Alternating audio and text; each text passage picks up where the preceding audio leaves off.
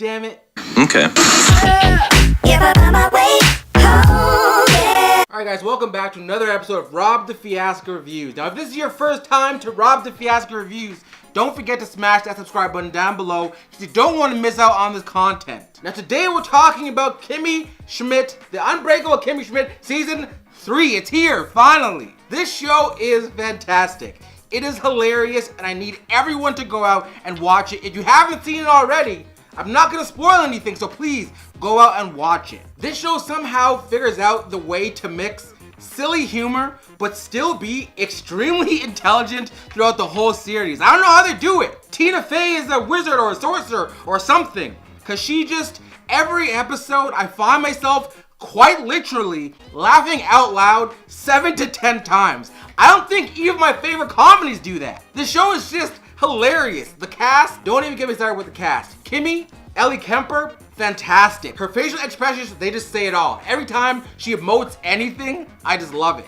Jane Krakowski as Jacqueline, whenever she's being condescending to someone, I just can't help but laugh. And that happens 20 times per show. I mean, I can't say how much I love this show. And Titus Andromedon, he's just, I have nothing else to say. If you haven't seen the show, I don't want to spoil it. All I have to say is Titus. My favorite recurring character has to be, I think her name is Mimi Canassis or Mimi Cabassis. I don't know, but everything that she says, everything that everyone says is hilarious.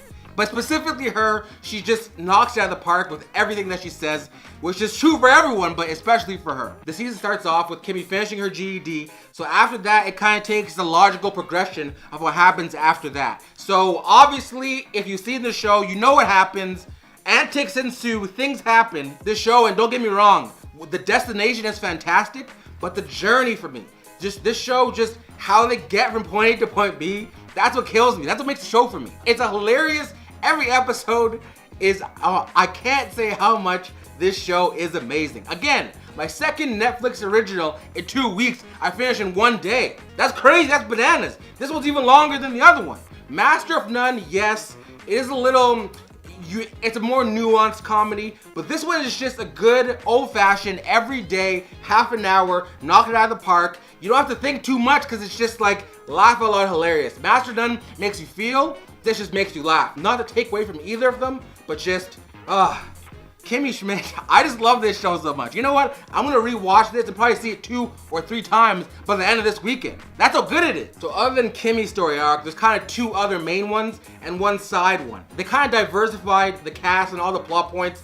so everyone has their own story. I mean, in the other seasons, yes, they had their own story, but it wasn't as focused as it is now, so everyone gets their time to shine. It's not just Kimmy's show. I love that in this season, they don't focus on just bunker humor, and that was good, don't get me wrong. Whenever they flash back to the bunker, I love it. But this season, I feel like they've kind of taken a step forward, and they still mention the bunker, but not as much, and it makes the show even stronger because it gets down on its own 2 feet.